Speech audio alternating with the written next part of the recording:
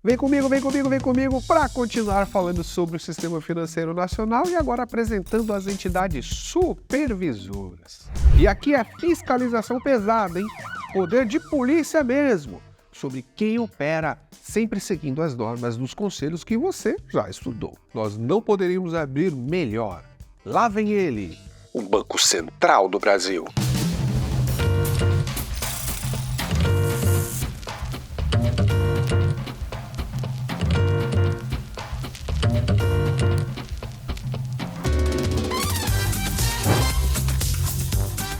Minha amiga, meu amigo do mercado financeiro, você já sabe que as entidades supervisoras, que são o Banco Central, a CVM, a SUSEP e a Previc, estão abaixo dos órgãos normativos na cadeia de processos do Sistema Financeiro Nacional, que são os conselhos que você também já conhece. Isso porque as entidades supervisoras vão assumir funções executivas e você deve estar se perguntando o que seriam essas funções executivas.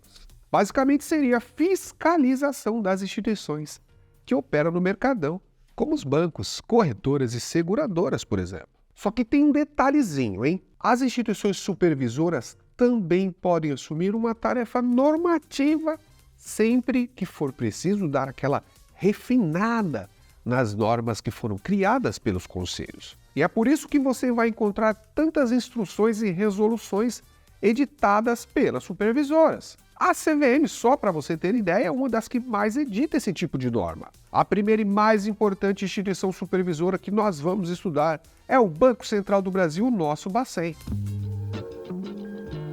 Ele foi criado também pela Lei 4595, lá em 1964, só que com a Lei Complementar 179 de 2021, o Bacen passou a ser uma autarquia de natureza especial, que não tem vinculação a qualquer ministério sem qualquer subordinação hierárquica a ninguém.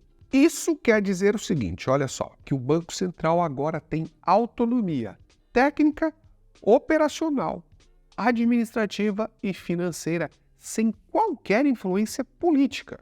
Inclusive, os dirigentes do Banco Central têm estabilidades, eu não sei se você sabia disso. Isso era um pedido antigo porque muitos estudos apontavam que a maior liberdade e autonomia do Bacen em relação ao poder executivo e à política trazia melhores resultados para a economia. E aqui você precisa entender um pouco mais sobre essa tal de autonomia. A diretoria colegiada do Bacen, ela tem 9 membros e um deles é o seu presidente, ou seja, o presidente do Banco Central.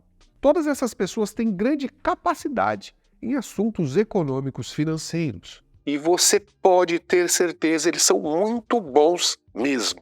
E aí tem um detalhe, esses profissionais eles ficam com um mandato de 4 anos e esse mandato não pode coincidir com o mandato da Presidência da República. Entendeu?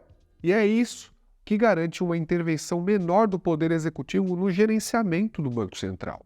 Bom, só para você ter ideia do tamanho do nosso Banco Central, ele é considerado o banco dos bancos, o banqueiro do governo e o gestor do Sistema Financeiro Nacional. Só que agora nós precisamos entender tudo isso e muito mais, começando com os objetivos do Bacen. E o primeiro objetivo do Banco Central é, atenção, assegurar a estabilidade de preços. Exatamente isso que você ouviu. Nas aulas de economia, você também já viu ou vai ver que os efeitos da inflação podem ser muito prejudiciais à vida das pessoas.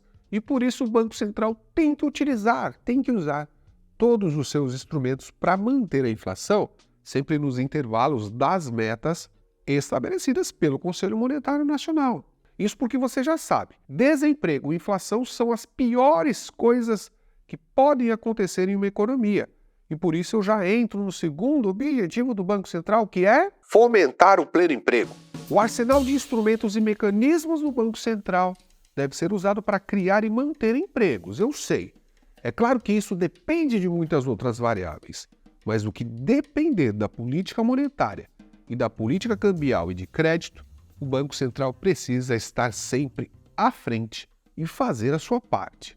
Isso nos leva diretamente ao terceiro objetivo do Banco Central, atenção, que é suavizar as flutuações do nível de atividade econômica. Você sabe que todo dia acontece muita coisa no mercado financeiro, na política e nas relações entre os países.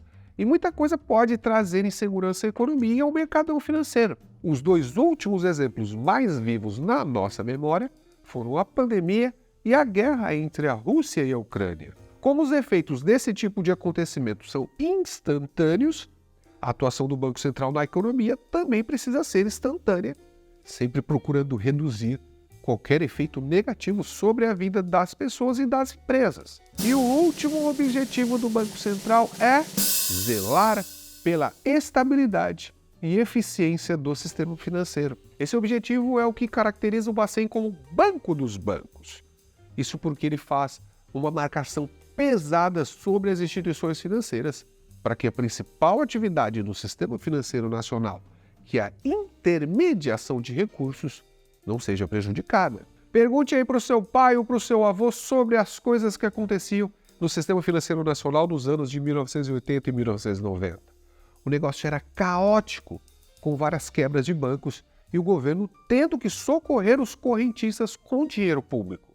De lá para cá, muita coisa mudou e o Bacen melhorou demais os seus sistemas e procedimentos. Tanto é verdade que o Pix, por exemplo, já recebeu vários prêmios internacionais e foi bastante copiado ao redor do mundo. Além dos objetivos que eu acabei de explicar, o Bacen tem também várias atribuições, várias tarefas específicas que você precisa conhecer. É ele quem deve emitir moeda papel e moeda metálica nas condições e nos limites determinados pelo Conselho Monetário Nacional.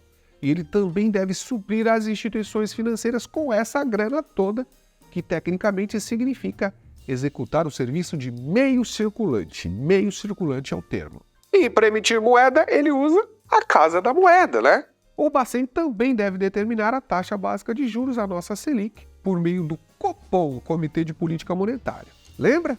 Reuniões a cada 45 dias. E ainda sobre política monetária, o Bacen também recebe os recolhimentos compulsórios e os depósitos voluntários das instituições financeiras e realiza as operações de redesconto e empréstimos às instituições financeiras públicas e também privadas. Ele deve exercer o controle do crédito sobre todas as suas formas e fiscalizar, o verbo, hein?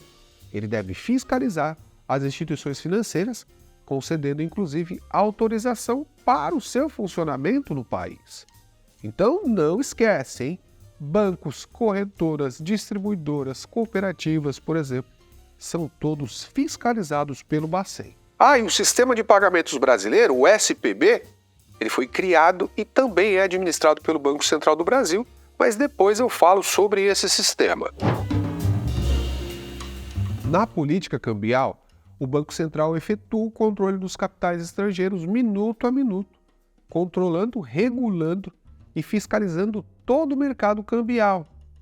E também é responsabilidade dele ser o depositário, cuidar das reservas oficiais de ouro e de moeda estrangeira. Em relação ao câmbio, você já sabe que o Banco Central pode, inclusive, fazer operações de compra e venda de moeda estrangeira e operar com instrumentos derivativos no mercado interno, como swaps, por exemplo. E você já sabe também que é o Banco Central quem determina e controla a taxa básica de juros. E para fazer isso, o principal instrumento que ele usa são as operações de compra e venda de títulos públicos federais, que nós chamamos de mercado aberto ou open market. Já percebeu, né? Tudo que se refere à execução, fiscalização, autorização e atuação no câmbio, crédito e juros tem dedinho do Banco Central do Brasil. E para terminar, eu volto com a ideia básica do Banco Central aqui, para você nunca mais esquecer. Então vamos lá. Ele é o banco dos bancos, porque socorre os bancos, o banqueiro do governo, porque emite moeda, e o gestor do sistema financeiro nacional, porque fiscaliza as instituições financeiras.